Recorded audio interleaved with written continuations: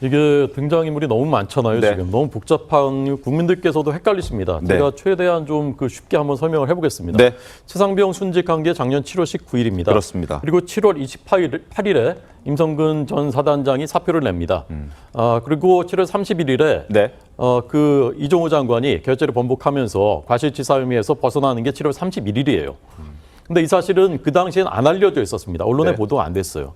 그러니까 만약에 구명로비가 있었다면 이종섭 장관. 임성근을 위한 예, 그렇죠. 이종섭 예. 장관이죠. 네. 임성근 사단장을 위한 구명로비가 있었다면 네. 7월 28일에서 31일 사이에 있었어야 되는 거죠.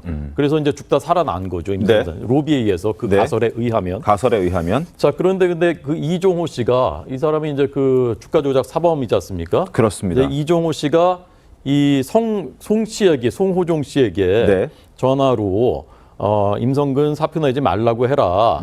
내가 VIP한테 얘기를 할 테니까 네. 이렇게 통화를 했다는 겁니다. 맞습니다. 그러니까 그거에 의하면 7월 28일에서 31일 사이에 송호종은 이종호한테 얘기를 듣고 임성근 사단장한테 사표 내지 말라고 얘기를 했어야 되고 그다음에 이종호는 VIP한테 전화를 해서 뭔가 이제 로비를 했어야 되는 거죠.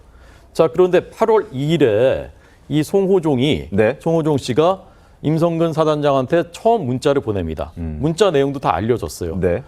임 장군 힘내시게 네. 너무 극단적으로 생각하지 말고 응원하겠네. 뭐 이런 내용이에요. 근데 이 8월 2일이 어떤 일이 있었냐면 이때 처음으로 임성근 사단장이 사표 냈었다는 사실이 언론에 보도가 돼요.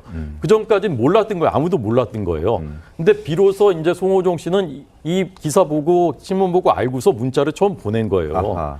그러니까 그 앞에 뭐 이종호가 송호종한테 얘기해가지고 한 이런 것이 전부 사실은 허풍이었다라는 것을 그렇게 생각할 만한 정황이 충분한 거죠.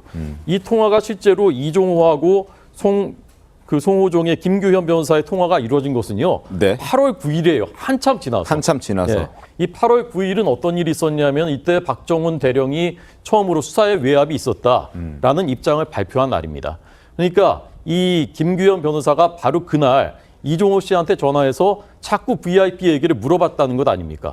그런데 이런 사실이 우리가 의심스럽네라고 했었던 것을 장경태 의원이 전부 다 자기 입으로 확인해 준 겁니다, 이번에. 녹취록 내용이 다 공개됐잖아요. 뭐라고 했냐면 이거 다 김규현이 기획하고 작업한 사람이야 라고 장경태 의원이 말한 겁니다. 그다음에 엄청 친한 척하면서 유도 질문을 한 거야. 누구한테? 이종호한테 엄청 친한 척하면서 유도 질문을 했다라는 것을 장경태 의원이 다 본인이 지금 자기 입으로 확인해 주고 있는 거예요. 네. 그래서 김규현이 자신이 없고 증거가 불확실하니까 언론 플레이하고 있는 것 같다. 이것도 장경태 의원이 직접 얘기한 겁니다. 그러니까 사건의 전모를 사실상 본인이 다 얘기해 주고 있는 겁니다. 자, 그런데 이게 마치 무슨 VIP한테 로비를 했다라고 하는데 VIP한테 로비했다는 이종호 씨가 지금 장경태 의원 만나서 제보를 했다는 거 아닙니까? 이거 얼마나 코미디 같은 일입니까? 그러니까 이런 사실이 전혀 사실이 아니라는 걸 알면서도 장경태 의원은 좋게 말하면 그냥 놔둔 거예요. 방조한 거예요. 자기 네. 당리당략에는 도움이 된다고 생각하니까 놔둔 겁니다. 책임져야 되는 거 아닙니까? 알겠습니다.